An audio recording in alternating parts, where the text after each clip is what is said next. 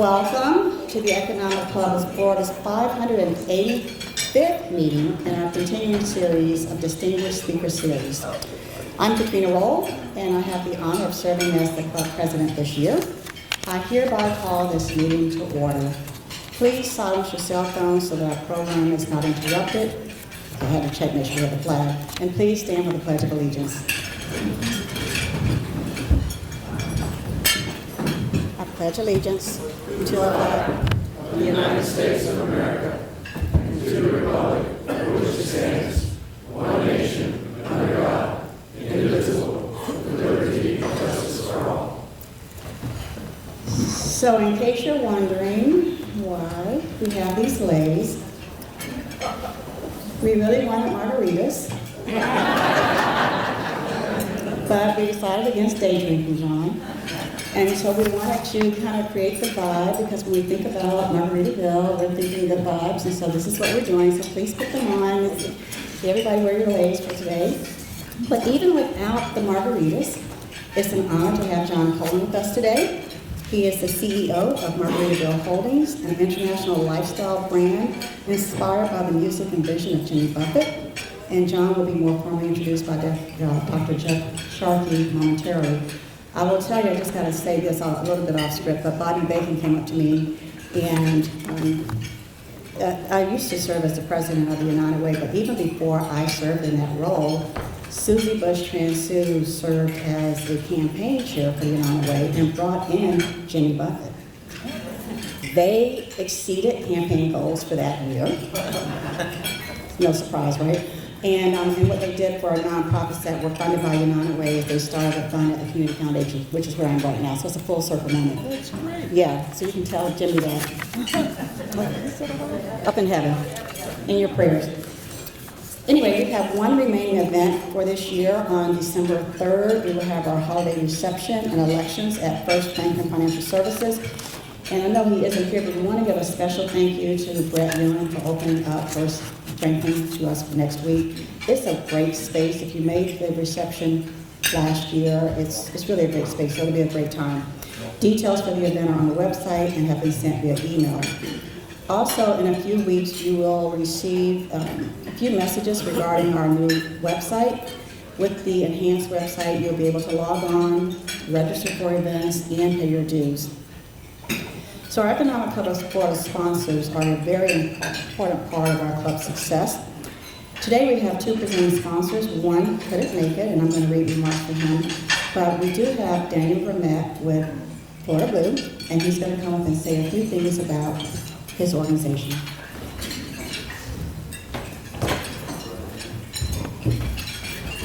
Hey, good morning, everyone. So I just want to start. My name is Daniel Vermette. I am the regional executive for Florida Blue. I'm based in Tallahassee. I'm actually a product of Tallahassee. I went to Godby High School. I went to Tallahassee Community College. I got my master's in business from Florida State University. So I live in this community, love this community. But at Florida Blue, our mission is to help people in communities achieve better health. You know, we wake up every day fighting for the tens of thousands of individuals that don't have health insurance to get access to good quality health care.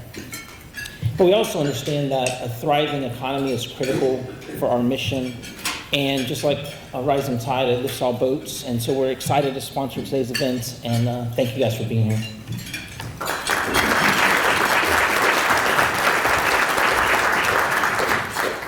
So Mike Roblitz, with the CEO of Tallahassee Orthopedic Clinic, had an unavoidable conflict, so he sent me a text of what he wants me to share. So TOC is celebrating their 50th anniversary of service. This year they will care for over 290,000 patients that travel even from distance away. There's such a need that TOC is investing millions of dollars across North Florida and South Georgia to improve access to care.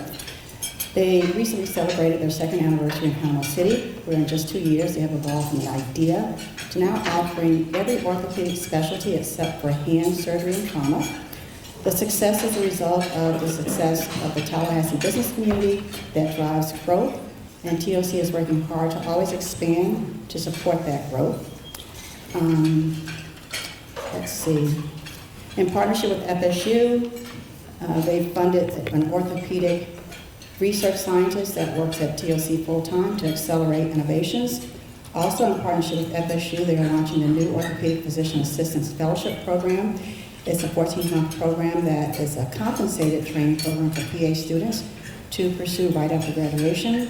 And their first 2 fellows are both FSU students graduating this month, and it's starting March 1st, and there are only 6 programs in the country like this. So that's TOC, so if you see Mark Roberts or any of the surgeons, you can tell them that. If any of you or your businesses want to serve as a sponsor, we do have available opportunities for 2025. You can see me or any of our other board members for more information, and also Lisette. I'd like to now recognize our trustees members. They provide additional financial support to the club each year. In return, they receive exclusive benefits, such as attending pre-lunch and receptions and other events that we host from time to time. If you are a trustee member, would you please stand so that we can recognize you?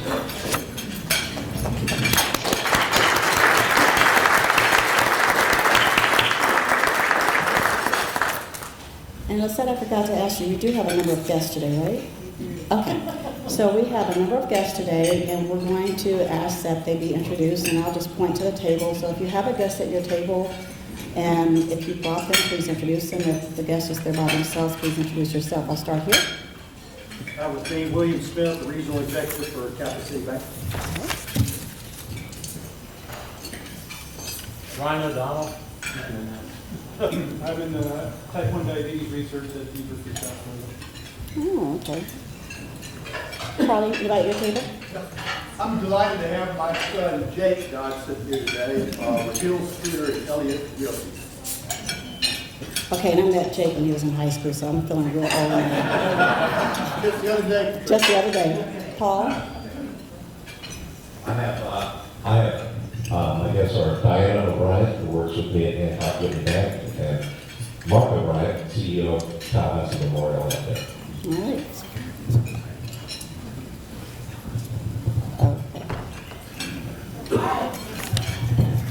Hi, I have 2 guests today. I have my husband, Lee Trotman, with Cook Brothers. And then I have my very good friend, Sam McMillan, also with Hancock Whitney Bank. Thank you. This table? Dave Michael, about your table? Okay. Margaret Gummer with Tallahassee State College, head of the New Transition Office.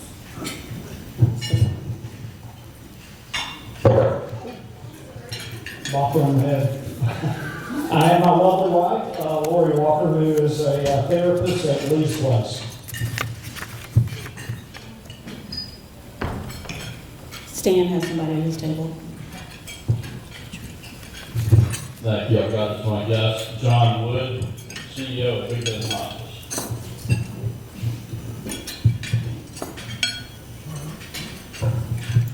And my special guest I met through my friend Dave Micah. This is Hester, and she's the leader of the Florida Society of Association Executives. Great lady.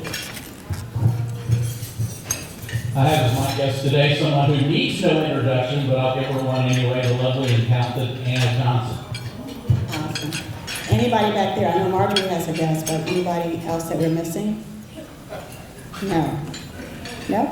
So Marjorie has a guest.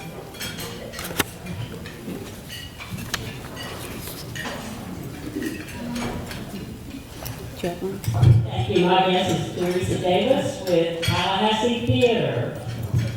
Awesome. Have we missed anybody? Low? I want to recognize that Ashley Statler is here with fourth winner. Awesome. Thank you. Let's give our guests a round of applause.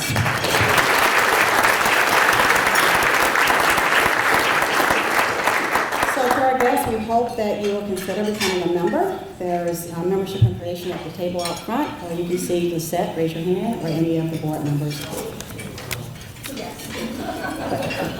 So I'd now like to introduce the head table. I'm going to start far right, Marjorie Turnbull. Marjorie is a former Leon County Commissioner and Florida State Representative who dedicated her career to public service and education, including serving as Executive Director of the Foundation and Vice President of Institutional Advancement at what is now Tallahassee State College. She has earned numerous accolades for her leadership, including the Lifetime Leadership Award by Leadership Tallahassee and the Stan Tate Award by Art Club Economic Club of Florida. Marjorie remains active in the community, serving on boards such as the Tallahassee Symphony and Big Ben Hospice Foundation, and she's a past president of Art Club. Dr. Jeff Sharkey.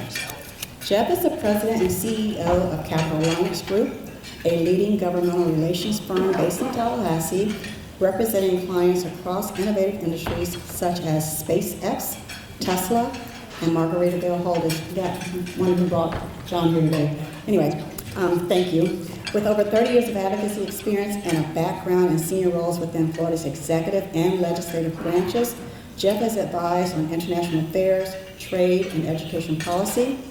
He holds a PhD in International Development Policy from Florida State University and lives in Tallahassee with his wife and 2 children.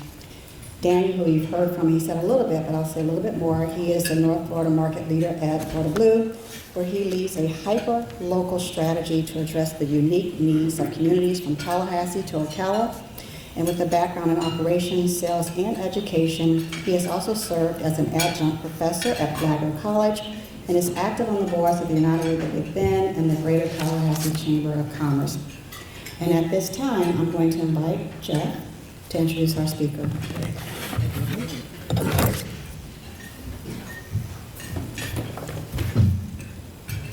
Thank you, Katrina. Well, welcome. Thank you for the invitation, Jeff Sharkey. As I mentioned, I had the honor of doing a little introduction here, but I just want to set the stage here a little bit. It's a real honor to have John Cohlan here today. And it would have happened had not Marion Hoffman bugged the heck out of me for about 1.5 years.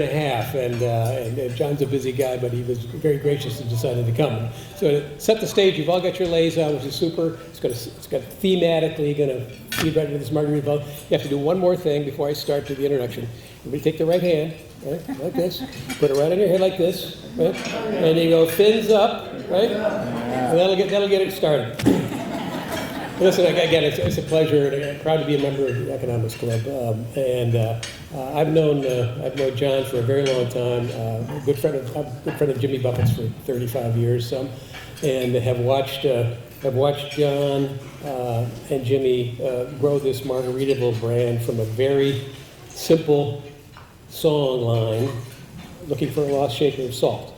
And from those early days of really just a t-shirt shop and a small restaurant in Key West, you'll hear the story that John's going to tell about his partnership with Jimmy Buffett, the iconic Florida musician, poet, writer, lifestyle brand unto himself. And John and his team have done a fabulous job, as you know, growing that brand to be one of the most iconic, most visible lifestyle brands, certainly in the United States and globally, and he'll give you that whole picture.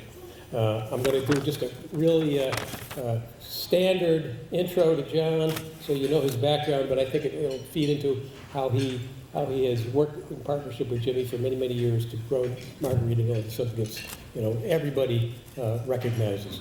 And you don't have to keep your hand up, fins up, but at some point during the thing, he'll probably ask you to do it. So John Cohlan is the Chief Executive Officer of Margaritaville Holdings, an international lifestyle brand management company based on the intellectual property, songs, lyrics, books, and lifestyle created by Jimmy Buffett. Mr. Florida. The brand DNA is experiential and entertaining island escapism, broadly defined. John and Jimmy co-founded the business 27 years ago.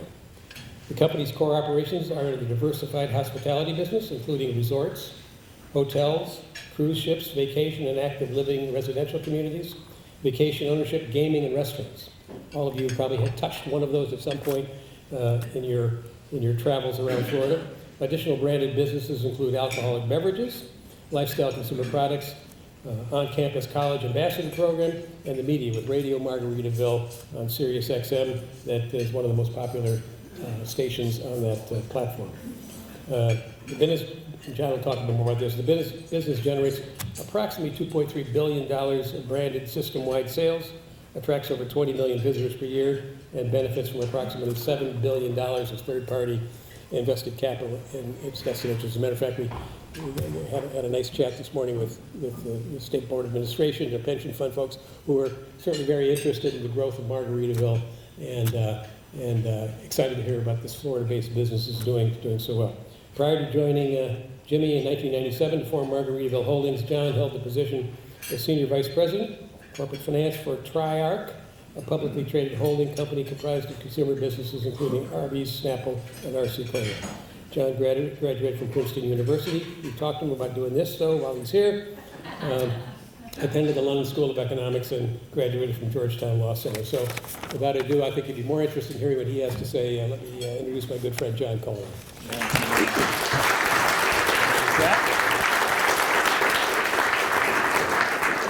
This is probably very impolitic to say, but 2 days ago, I was in Gainesville because that other Florida great educational institution is teaching a course on Jimmy Buffett, and that was really very fun. Jeff buried the lead there for a second when he said he was friends with Jimmy for 35 years. I will tell you, Jimmy didn't have many friends for 35 years. And Jeff was among a very small group of people who knew Jimmy, who Jimmy had enormous respect for. And it's very appropriate to be speaking to a Florida group because Florida was clearly so much a part of his life and the story of our business together. And he cared very much about the state, and whenever the state called, be it a hurricane or other issue, the question was always, well, how do you get to Jimmy to try and do that? You know, who are you gonna call? And it was always Jeff Sharkey. It's a real pleasure to be here at Jeff's invitation. He's one of the first citizens of Margaritaville. I thought what I'd do today is first show you just a little bit of a film clip to give you an overview of what our business is. Fortunately, Jeff hit a lot of the boring statistics, so we can talk a little bit about some of the more interesting aspects of having been Jimmy's partner for all these years. So why don't we, and the one other thing I would say, I was reading this morning about the history of this organization, and I noticed that it was related to the Chamber of Commerce. And that's also appropriate because not a lot of people know this. Jimmy loved the Chamber of Commerce. He loved the whole idea of the Chamber of Commerce. And he loved business, and particularly small business, which was one of the things that has made this so much fun over the years together, because he got such a, you can't become as dynamic in these endeavors without the real enthusiasm, and he really loved everything that the Chamber of Commerce stood for in this country, so it makes it even more of a pleasure to be here. So why don't we run the tape and then talk about how much fun this has been. We never sat down and wrote a business model. We never sat down and created a plan. It happened out of, I believe, the pure part of us that needs to have a little fun, no matter where you are. Margaritaville is the place we all want to escape to. What started as a song is now an experience, a way of living, not confined by any specific coordinates, but existing wherever relaxation meets fun. Margaritaville is more than just a state of mind. I love that as a hospitality business, we're not just providing rooms and a good meal. People are really touched by their experience.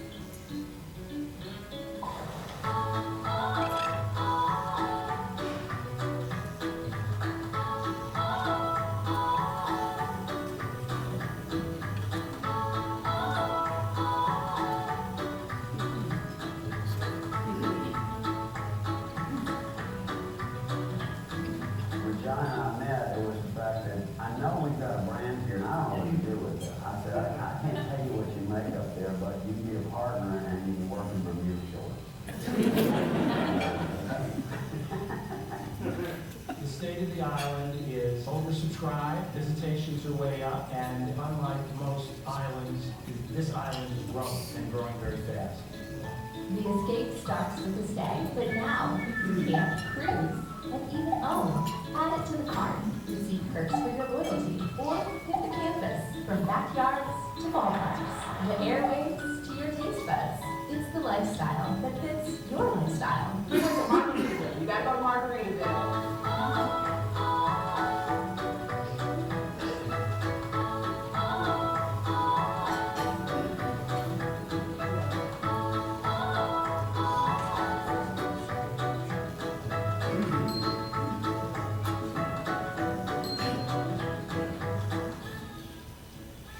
What is Margaritaville? I want to go into the retirement business with Mr. Jimmy Buffett.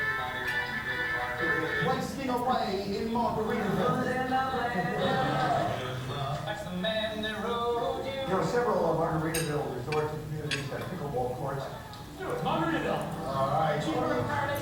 Really, it's kind of a brilliant idea.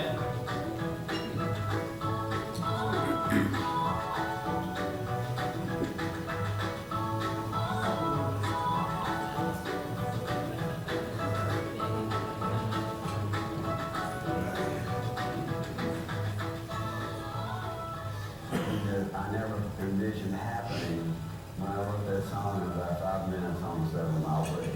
It just goes to show you that anything can happen in America.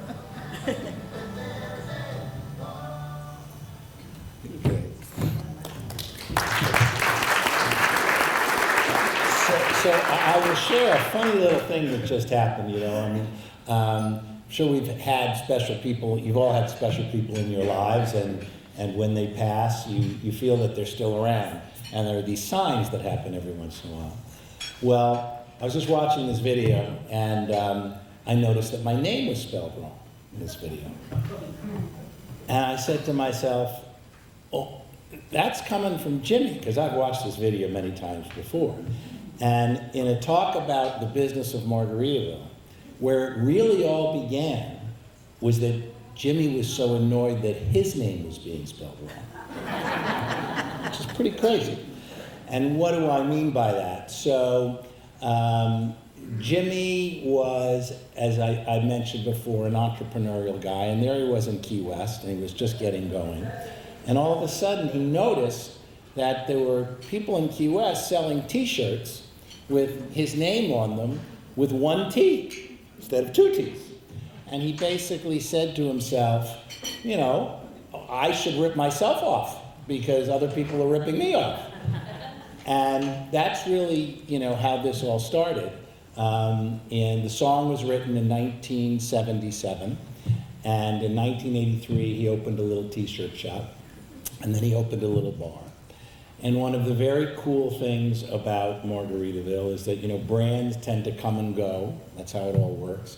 But for, you know, 50 years, there's a long history of people eating, drinking, and having a good time in Margaritaville. And as I reflect on the story of Margaritaville, one of the things that strikes me is that the founding fathers got it wrong, right? They basically said all men are created equal, and that's just not true. Jimmy, I don't know if any of you knew him or anybody here has been to a Jimmy Buffett show? Anybody ever seen a concert? That's great. Well, he was, and you can imagine how many times people have asked me over 28 years, he and I were friends and partners, what it's like, what's Jimmy Buffett really like? Well, Jimmy Buffett is exactly the person you'd want him to be, right? And it's great that so many of you saw the show because all of this really comes out of the power of emotion and what you saw on that stage. And for all the things Jimmy did, and it's remarkable the breadth of his accomplishments. One of my favorite statistics, obviously his success as a recording artist is well known, but one of my favorite statistics is there are 6 authors who've been #1 on the New York Times bestseller list in fiction and nonfiction. Hemingway, William Styron, Irving Wallace, Dr. Seuss, somebody I can't think of, and Jimmy. But of all those things, what he loved more than anything else in the world was getting on that stage and entertaining. And at the end of the day, it sounds very simple, making people happy. And you know, he knew he had that gift, and he was very judicious about it. right? He understood how hard life was and the importance of leisure in everyone's life, a leisure moment. And he was that guy to provide those moments. And he never wanted, he was a very adventurous guy and always wanted to do new things. And when he and I got together, it was clear to me when we met that he'd been thinking about, gee, what if I could expand this idea of creating fun moments for people in their lives. And so the way this really started from the beginning was I'd been working in New York and came down to Florida. Our company relocated, and he and I became friends. And he invited me to something called the New Orleans Jazz Fest. And I'd never been before growing up in New York, and I saw 100,000 people all having the time of their lives. And I just mentioned to him that, there could be something here. I was involved with a company, we owned some consumer brands, and all very Florida-based, this story, as you're about to hear. And we moved back to New York, and then Edgar Bronfman, who owned Universal down in Orlando, called Jimmy up, and to their credit, they said, we want to build a 25,000 square foot Margaritaville at the entrance to this big theme park. Now remember, there was no $2.5 billion of system-wide sales, there was one little bar. And Jimmy, who had a day job, was a very intuitive guy, and Universal wanted to license the name Margaritaville and his name. And he called me up, and he said, I don't want to license my name to Universal, but you said there's a business here, and as that little Bloomberg cartoon showed, and he loved that line, you can wear shorts and flip-flops. And he said, I can't pay you, but if you come down here, we can do it together. And so that began, it all began with that idea of doing that one restaurant. And one of my favorite stories was, so the restaurant gets designed, and it's time to go look at the restaurant. And again, Jimmy knew his persona, so we go up to Universal with all the executives, and they've got this great model built, and you get on your knee and you look through it at scale, and there's Jimmy in his shorts with his knapsack. And if you guys remember the great old El Exigente coffee commercials, where El Exigente tastes the coffee, this is the moment where Jimmy Buffett is looking at this big $12 million restaurant, and everyone's holding their breath. And he looks at it, and they say, what do you think? And there's silence in the room. And Jimmy says, well, it's great. It's just that I have one suggestion. And for those who've been to the Universal theme park, there's a bridge that goes over and leads into the theme park. And Jimmy looks at it and he says, is there any way you guys can tilt the bridge so the people will fall into the restaurant? God's honest truth, they thought he was serious for a second, and they all looked at each other and they said, well maybe. And he said he was just kidding. But that's what it was like. So in all those years, we laughed all the time. And the secret to why this worked so well, it was all about the emotion that he stood for. And only he really understood that sensibility. And so from restaurants, we got into the restaurant business, and then it was time we extended into the alcohol business.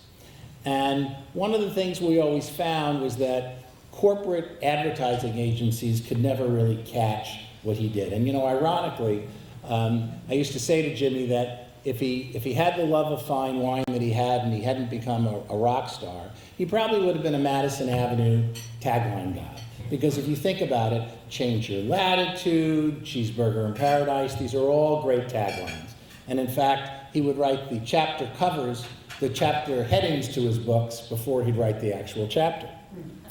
So one of the other stories I loved is we got into the beer business, which is kind of interesting. And Jeff was very instrumental in helping us do that, because to understand the breadth of his impact, Corona, which most of you are familiar with, and what its imagery was. Corona really started like it was a Dos Equis beer. And what happened was they wanted to sponsor the Eagles tour, and Jimmy was opening for the Eagles and happened to be in the office when Corona was there, and he said, "So, clear light bottle. I'd like them to sponsor my tour." And fast forward, all of the imagery you've seen with Corona over the last 25 or 30 years, the seaplanes, the parrots, the beach, that all came from the fact that they'd sponsored his tour. So we ultimately go into the business and we create a beer called Land Shark based on the fins up. And the guys from Budweiser come down and give us a taste and show us the bottle. And in the old days, Jimmy and I actually went into an office in Palm Beach every day. And I said, "Hey, Jimmy's next door. Why don't you go in and show him, let him taste the beer, show him the bottle." They do. They get back in their cars. They go to the airport. They head to St. Louis. About 3 months later, they call me up and they say, "Okay, we've come up with the tagline for the beer." I said, "Great." I said, "What is it?" They said, "It's let the fin begin." I said, "That's really good. That's really good." I said, "This is the first time, and we've been doing this for about 5 or 6 years, that someone else has come up with something that I think really works." And they said, well, John, you don't know the history? I said, "What are you talking about?" Well, when they went in, and then I picked up the phone and called Jimmy. And I said, well, first, I'm messing up the story. First, they said to me, "You don't know the history?" And I said, "No." When they went in with the bottle to Jimmy, he signed the bottle for them. And he said, "Let the fin begin, Jimmy Buffett." So they just used his line. And to show you how in the moment Jimmy lived, because one of the great things about him is he had no rear view mirror. Okay? So Jimmy was forward. It was tomorrow, right? And if you ever had a disagreement with him, which didn't really happen often, and you were thinking about it after the conversation, that was your problem, not his, because he had moved on, right? And he was always about tomorrow. So, and by the way, and one of these students 2 days ago made the observation, which I thought was very, very perceptive. When I asked these kids, I said, "So you've been studying Jimmy Buffett now for, a few months. Tell me what you think, what really strikes you." And this one very intelligent woman looked up in the class and she said, "He seems like a really humble guy." Right? And that's actually really very true. So I called up Jimmy. I was so excited that we had this line, "Let the fin begin." I said, "Jimmy, you're not going to believe it. I mean, I know Budweiser, big company, but I think this is a great tagline they came up with." And he said, "What is it?" And I said, "Let the fin begin." And there was a pause. And he said, "You know what? That's good. I really like that." He said, "Good for those guys." I said, "Jimmy, you don't remember?" He said, "Remember what?" He said, "That was your line." He said, "No, man, no wonder I liked it so much." But to shift gears for a second to the business that has been created here and how unique it is and what it tells you about, I think, the American consumer. So, as Jeff mentioned for a moment, you could have seen in the video, what businesses are we in? Well, we're in the hospitality business in a very, very broad way. We are a true lifestyle hospitality company, so what we like to say is, however you like to lodge, we can provide that opportunity for you. So we're in all-inclusive resorts, we're in regular resorts, we're in select service hotels, we're in the vacation ownership timeshare business, we're in the vacation cottage owner rental business, we're in the cruise business, so all forms of lodging hospitality. We are in the restaurant business with about 30 brands, 150 different restaurants. We are in the gaming business, you have a few casinos. We are in the media business, a radio station with 9 million listeners. We are on the college campus business with, we're on about 200 campuses with a college ambassador program. We are in the consumer products business, from blenders to bicycles. Suffice to say, the point is that Margaritaville brands more different things than any company in the history of commerce, right? Now that's interesting, right? You know, how is that? I've thought about it a lot. And the answer, I think, tells you more about, really about Jimmy than anything else. Most brands are defined by the product they brand. So Evian means water, right? You're not going to buy an Evian plate, right? And when Jimmy and I got together in 1997, the song written in 1997, right? The song written in 1977 had obviously been out for 20 years. There was a small restaurant in Key West and a bar, but truthfully, most people didn't know it existed. But at that point, because we did the consumer research, I did, it was about a 50-60% awareness of the word Margaritaville. And when you said Margaritaville to people, what did they say? They said, oh, it's a great song, it's that guy Jimmy Buffett, it's the place I want to be, it's a hammock. They knew what it was, but they didn't, no one said, oh, it's that restaurant in Key West. So Margaritaville had a product. It had a product. And the product was an emotion, right? So you had something that people knew and it stood for an emotion. And the lesson of a lot of what's happened here is that an emotion can travel to many more places than a product, right? So the reason we can be the #1 coconut shrimp in America in your public store, and also the leading active living brand where you want to go and spend the back 9 of your life at a Latitude Margaritaville destination, is because Margaritaville stands for an emotion. And that emotion is something that is based on the fact that he was such a unique person, and through his music and really the way he lived his life, everyone said, I want to live that life. It was all very, very aspirational. And it was an intentional decision we made. I mean, if you go to our places, you won't see Jimmy's name very much, because we both understood that a business based on a person is going to be more ephemeral than a business based on a feeling. And so what we intentionally did was create the feeling that he stood for.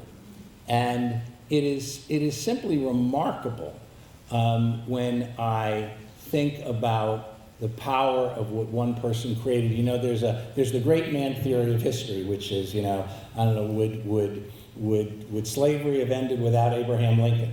You know, probably, because there were the forces of nature and progress.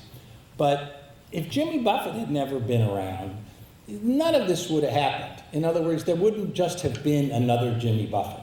Jimmy Buffett wasn't just something that was going to happen in life. It really was about a person, and none of it was by accident. The other thing worth noting about him is, you know, the image, of course, is, you know, in a hammock, flip-flops, but this doesn't happen unless someone is driven and cares. And the truth is, Jimmy would wake up every morning, and Herman Wouk was somebody he loved, and Herman Wouk once said to him, a page a day, right? So he was always, and I think Jeff knows this because he'd call everybody with all kinds of ideas, he was always wanting to do something new, and he had an incredible work ethic, because the brand of escapism that he represented and that we extended, you know, to escape, you have to escape from something. And what Jimmy stood for was the idea of escaping from a job. And in order to escape from a job, what do you have to have? You gotta have a job. right? And so what's really so interesting about him is his reverence for the sanctity of work, right? Work was very important. I'll tell you another very funny story along those lines. It was my 50th birthday party, and he came and had a tequila or two, and he said, you know what, and we had a local band.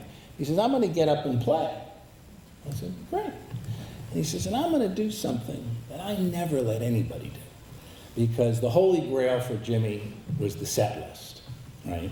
Because there was nothing, as much as he loved our business and loved his family, there was nothing more important to Jimmy than getting on that stage and delivering the experience for that audience. And of course, the set list was part of that. Even though there were 8 or 9 of the songs were the same every time, the set list was the holy grail. So I'm gonna let you pick the songs for your birthday. I said, that's pretty good. I said, well, you know, the song I always loved was a song called It's My Job. Now, it seems like some of you are familiar with the song. It's My Job is about the sanctity of work. And he looked at me and he says, oh, okay, it's your birthday. I'll play that song. But I didn't write it. Oh, Jesus. Mac McAnally wrote the song, and from then on I always knew to check and see who wrote the song. But it was a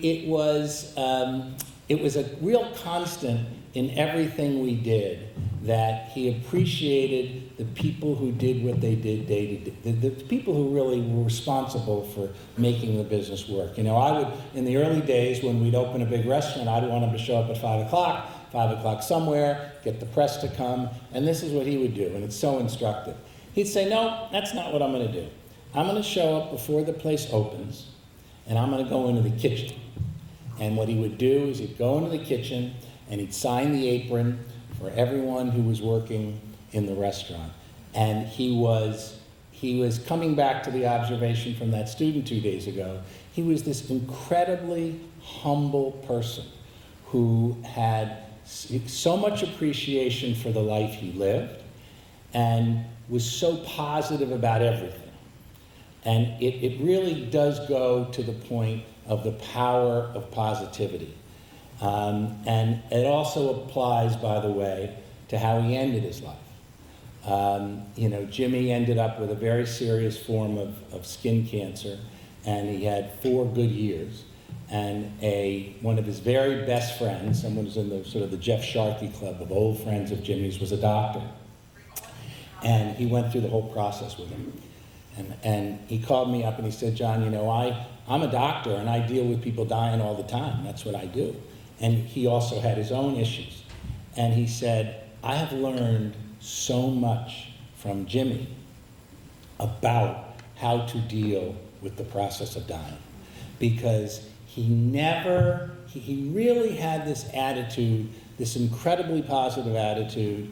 He was just so grateful, you know, for the ride that he'd had. And it was, you know, on a personal level, just remarkable to see. And it's just, again, to this idea that all people aren't created equal. This was someone who, you know, most people don't live up to their billing. And he really did.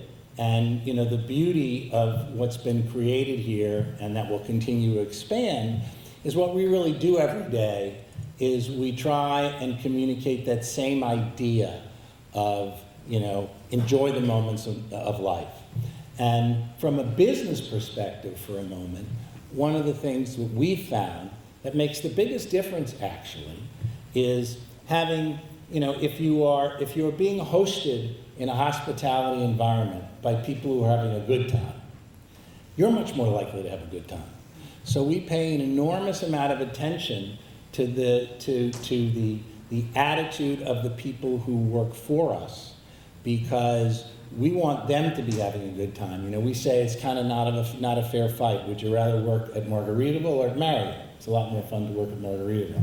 And it's interesting to watch and see, you we take surveys of our employees every year, and we actually ask the question, do you love your job? And 94% of the people say they love their job.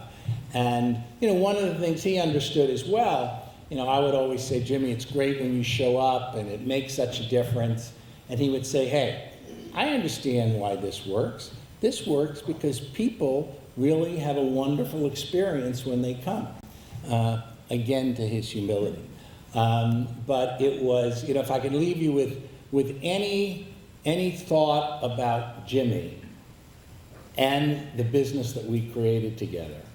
By the way, we never fought, laughed all the time, and how lucky for me what an incredible ride to be able to have had him as a partner. But I think that Florida was, as I said before, incredibly important to him. And I know many of you probably have relations with the government, the state government. And one of the most beautiful things, and Jeff was so helpful to us, was the tribute renaming A1A. I mean, I can tell you, first of all, the two most famous coastal roads in America are Pacific Coast Highway and A1A. And Jimmy traveled A1 all the time. He liked to drive, by the way. He really liked to drive. We'd say, Jimmy, why don't you get a driver to go down to the Miami Heat games? There's traffic. No, I like to drive. Okay. And renaming that road, I don't know if many of you know the story, but Jeff arranged it, and we came up to the hearings. And normally when a road is named after someone, they take a little piece of the road. And I can't remember the name of the chairwoman of that committee. She's fantastic. I don't know if you remember her. Yeah. What's her name? Fiona McFarland. Fiona McFarland. Really impressive woman. And she said, normally what we do is we name a little stretch of road. But we had a problem this time. Because when we said, okay, we're going to name a little stretch of A1A after Jimmy Buffett, all the legislators raised their hand. And they said, we want that stretch of road to be in our district. And so she said, we've done something here that is completely unprecedented. And we are going to name A1A from Key West to Georgia, Jimmy Buffett Memorial Highway A1A. Yeah.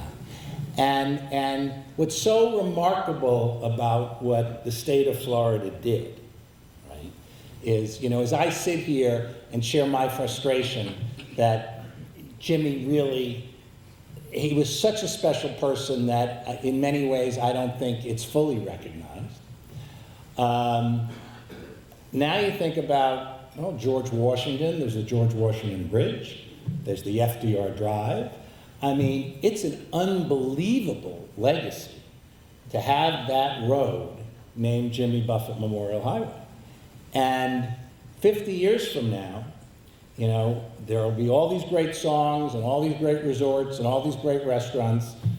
Hopefully some of them will still be open.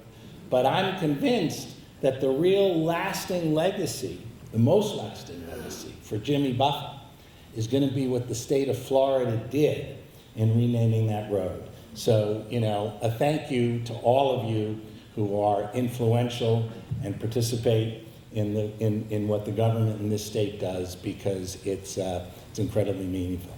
I'm probably going over the time, so anyway, those are my.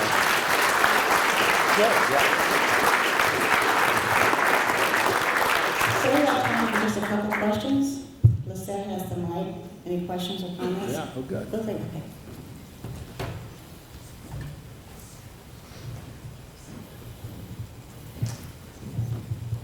Thank you so much. I could hear you talk for hours. I could talk for hours on this topic. Jimmy has a special place in my heart. My dad and I bonded over his music as I grew as a child. I went to the Keys many times.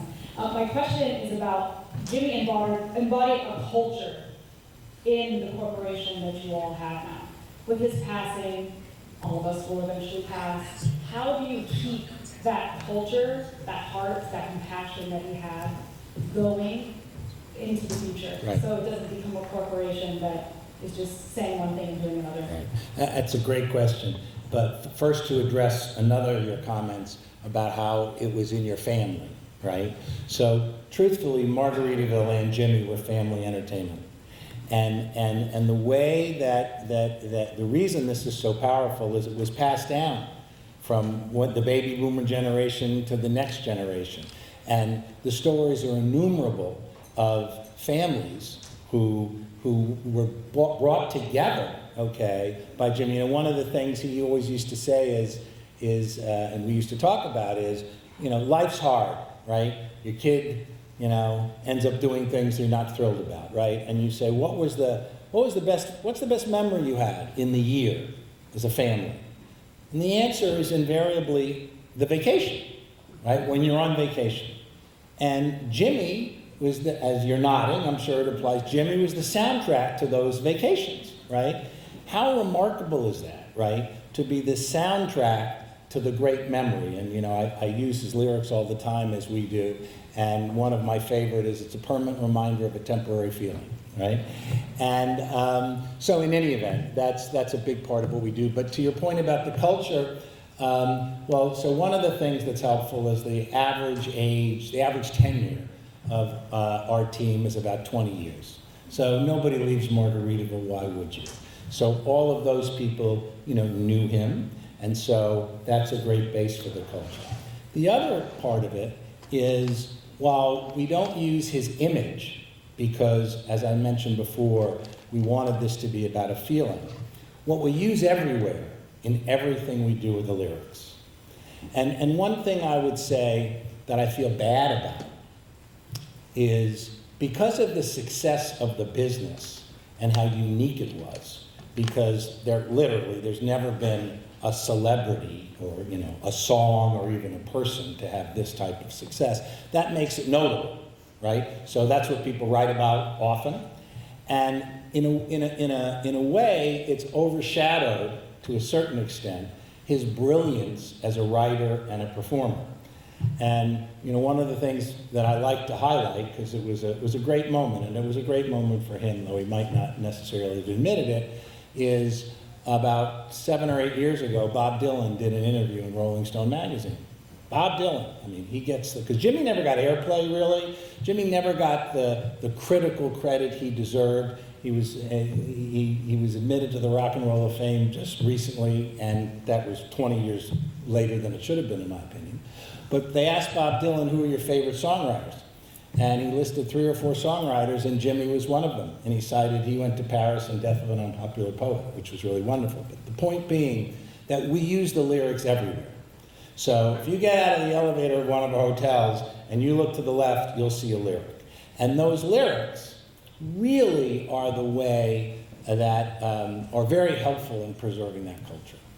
I'm turning 40 next year, and my birthday theme is How a Pirate Looks at 40. That's great. And you know what? Since there's a book called The Pirate Looks at 50, you can use it when you're 50. You got a lot of juice out of it. I think Doug had a question. Oh, okay. Hi.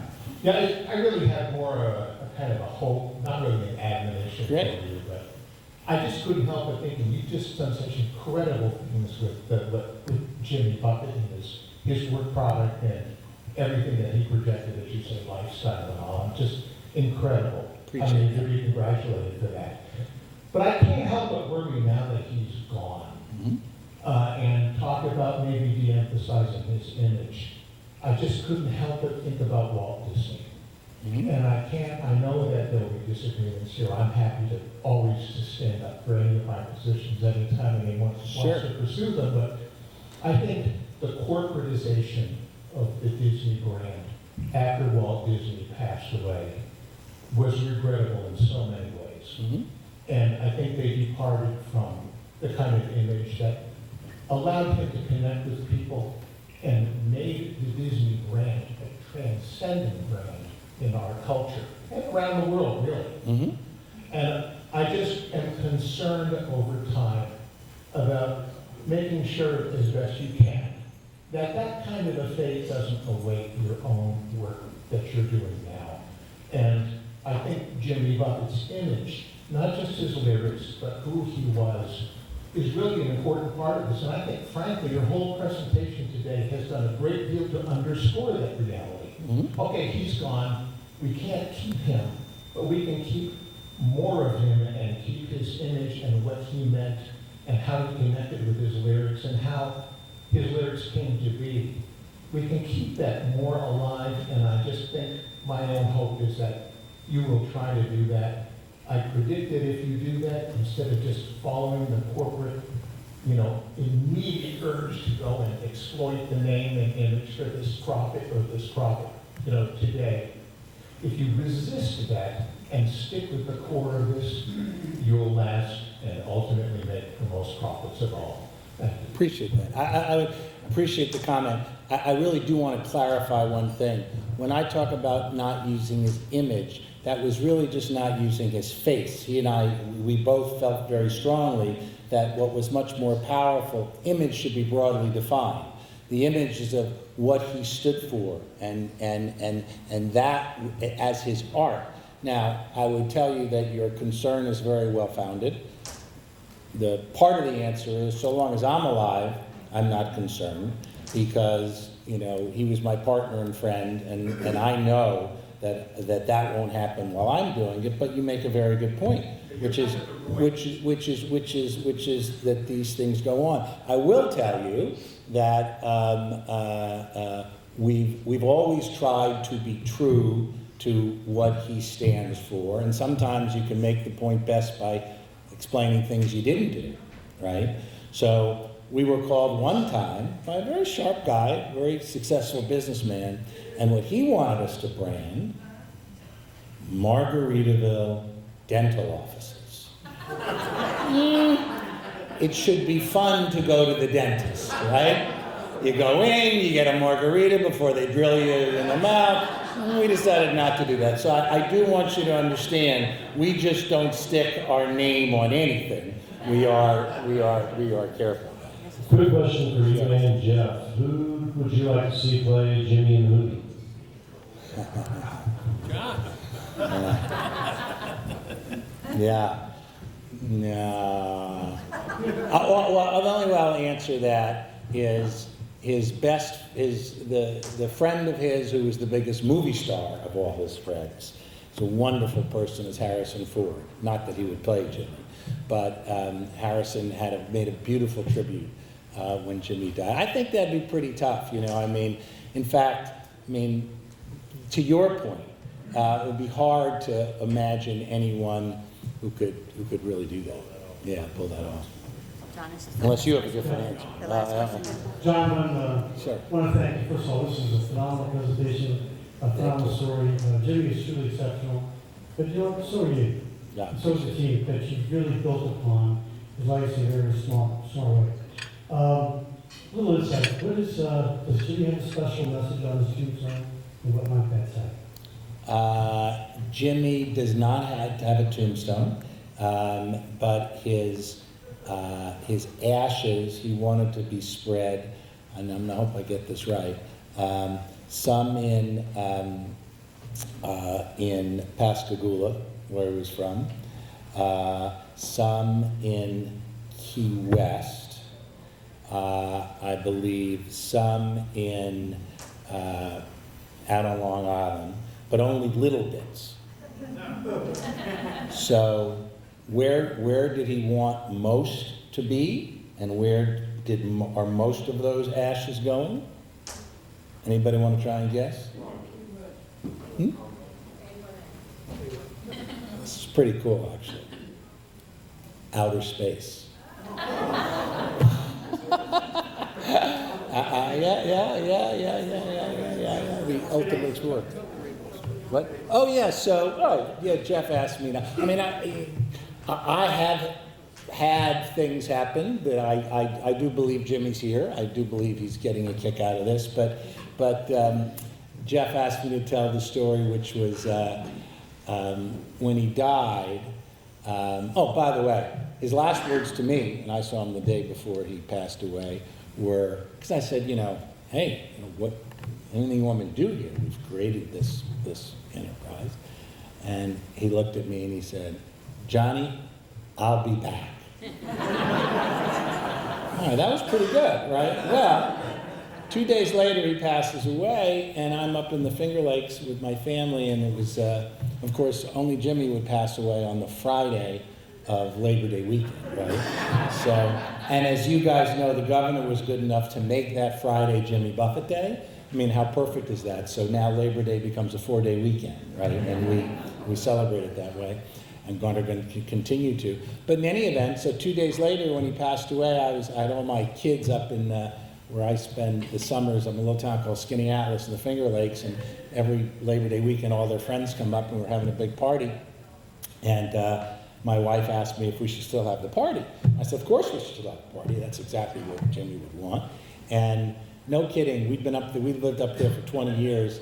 And so I get up to give a toast to all my kids' friends and everybody at the party in Jimmy's honor, and I look up and there's a double rainbow, right? There had never been a double rainbow, right? So, again, all people aren't created equal, and I'm just, remember Jimmy was born on Christmas Day. It's hard not to think that, he's not still with us, yeah. So anyway, thank you. So John, I join others in saying that your presentation was phenomenal. Oh, thank you very Thank you so much for all that you shared. I mean, I'm still getting emotional a little bit over here too. But we have a token of our appreciation for you for taking the time to come and speak with us. And thank you again. Let's give him another round of applause. One final comment. Jimmy always said he was a shameless entertainer. So I'm not going to miss the opportunity to ask all of you to go sign up for your Margaritaville license plates. You know what?